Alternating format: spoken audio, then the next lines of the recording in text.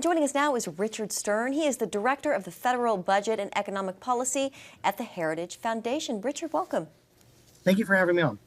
So let's start with your overall thoughts on what we saw today, Richard, from the Fed to now this pause on the Trump tariffs. Oh, well, it's Liberation Day playing out exactly as we had talked about. Look, I think that, we've known for decades there have been trade abusers who block our exports, manipulate their currencies, use slave labor, forced labor, and all of these things that are not just violations of human dignity or their own people, but they're also harms committed to American workers and American families and communities. What you've seen here is that the president has taken a real step to use these tools, to use tariffs, as a way to bring these abusers to the table, to get them to really open up and negotiate to get rid of these trade abuses and work towards a world that truly has free and fair trade. And what you're seeing here is that first light through the tunnel of the success of this strategy.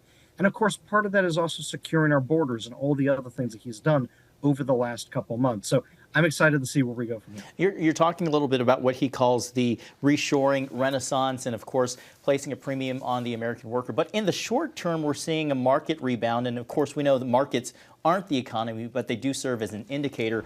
And what we've learned over the last couple of weeks is that markets and business owners don't like uncertainty. So what's the ultimate effect of this back and forth? Well, I think one of the important things to your point on that is the stock market, I think, can best be thought of as a forward-looking crystal ball. Now, as the old joke goes, predictions are hard, especially about the future, and crystal balls even worse to use for that.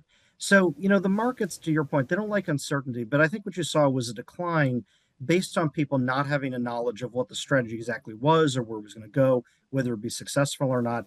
So I think the fact that we've seen success, the fact that this has come incredibly quickly, of course, means that you're not going to have the stock market harms turn into real harms in the rest of the real economy.